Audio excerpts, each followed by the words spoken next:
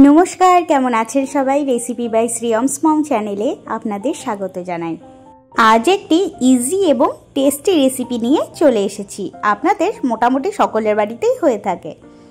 तो आगेई बोलछि ना रेसिपिटी कि, तो तार जोन्नो प्रथमे एकटी मशला तैरी करे नियेछि। तार जोन्नो निये नियेछि रसुन, आदा एवं काँचा लंका। तो पेस्ट आमार तैरी हये गेछे। एबार एकटी कड़ाइयेर मध्य निये नेब परिमाण मतो सर्षेर तेल। तारपरे आगे थेके डिम सेদ্ধ करे हलुद नुन माखिए रखा हयेछिलो। तो एबारे सेगुलिके भालोभाबे भेजे नेওয়া হবে।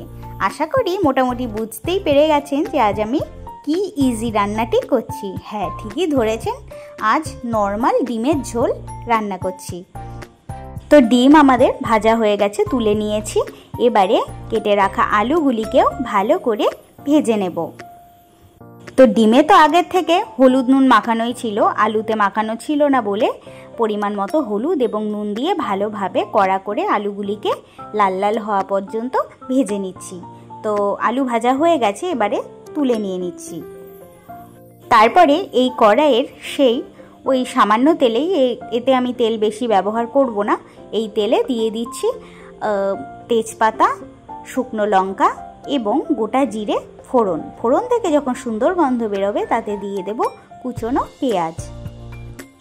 पेঁয়াজके 2 मिनिटेर मतो भेजे नेওয়ার परे ताते दिए देब ओई जे पेस्ट करे रेखेछिलाम आदा रसुन लंका, सेटिकेই दिए दिচ্ছি। तबे आमी এই রেসিপিটি কিন্তু মানে এই রেসিপিটিতে কোনো রকমের গুঁড়ো মশলার ব্যবহার করছি না। আপনারা যদি চান অবশ্যই ব্যবহার করতে পারেন। এবারে ভালো করে নুন দিয়ে আর হলুদ দিয়ে মশলাটিকে কষিয়ে নেব। সুন্দর রঙের জন্য অবশ্যই ব্যবহার করেছি সামান্য একটু কাশ্মীরি লঙ্কার গুঁড়ো। আর নিয়ে নিয়েছি একটি টমেটো, একটি টমেটোই যথেষ্ট। এবারে সমস্ত এই মশলাগুলিকে ভালোভাবে কষিয়ে নিচ্ছি। আর আমি পাশের গ্যাসে কিন্তু জল ফোটার জন্য বসিয়ে দিয়েছি। মোটামুটি 10 মিনিটের মতো সমস্ত মশলা কষিয়েছি। এবার জল হালকা গরম হয়ে গেছে, সেই জল দিয়েও মশলাটিকে আরও একটু কষিয়ে নেব তেল ছাড়া পর্যন্ত। আপনারা আশা করি দেখে বুঝতেই পাচ্ছেন যে মশলা থেকে তেল কিন্তু একদম ছেড়ে দিয়েছে। এবারে আলুগুলিকে দিয়ে ভালোভাবে মশলার সাথে কষতে থাকবো। কষানো হয়ে গেলে ফুটন্ত গরম জল এর মধ্যে দিয়ে দেব।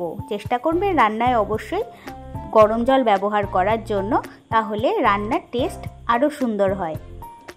এবারে ঝোলটিকে ভালোভাবে ফুটতে দেব। ঝোল আমার মোটামুটি ফুটে গেছে, দিয়ে দিচ্ছি যেই ভেজে রেখেছিলাম ডিমগুলিকে, সেই ডিমকে। এবার ডিমের সাথে সমস্ত উপকরণকে ভালোভাবে মিলিয়ে আরও 5 মিনিটের মতো ফুটিয়ে নেব। তো ঢাকা চাপা দিয়ে একটু আলুটিকেও সেদ্ধ করে নেব, আর ডিমের মধ্যে সমস্ত নুন যাতে ঢুকে যায় সেটিরও জন্য ঢাকা দিয়ে নিয়েছি। তো আপনারা যদি চান অবশ্যই এখানে একটু চিনির ব্যবহার করতে পারেন, আমি কিন্তু করিনি। আর এখানে আমি ব্যবহার করেছি কুচনো ধনে পাতা। মানে রান্না কিন্তু আমার শেষ, তবে আপনারা যদি চান অবশ্যই একটু গরম মশলা ব্যবহার করতে পারেন। তো রেসিপিটি ভালো লাগলে লাইক, শেয়ার এবং সাবস্ক্রাইব করে অবশ্যই আমার পাশে থাকবেন।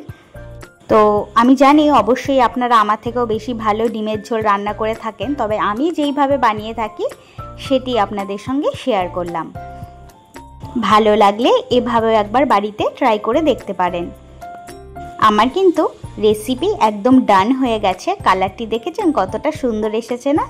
যাই হোক, এবারে 10 মিনিট পর মানে ঢাকা চাপা দিয়ে রেখে দেব। 10 মিনিট পর গরম গরম ভাতের সাথে সার্ভ করে নেব। ফাইনাল লুকটি আপনারা দেখে নিন। খেতে কিন্তু অসম্ভব সুন্দর হয়েছিল, মানে জাস্ট ওয়াও যাকে বলে।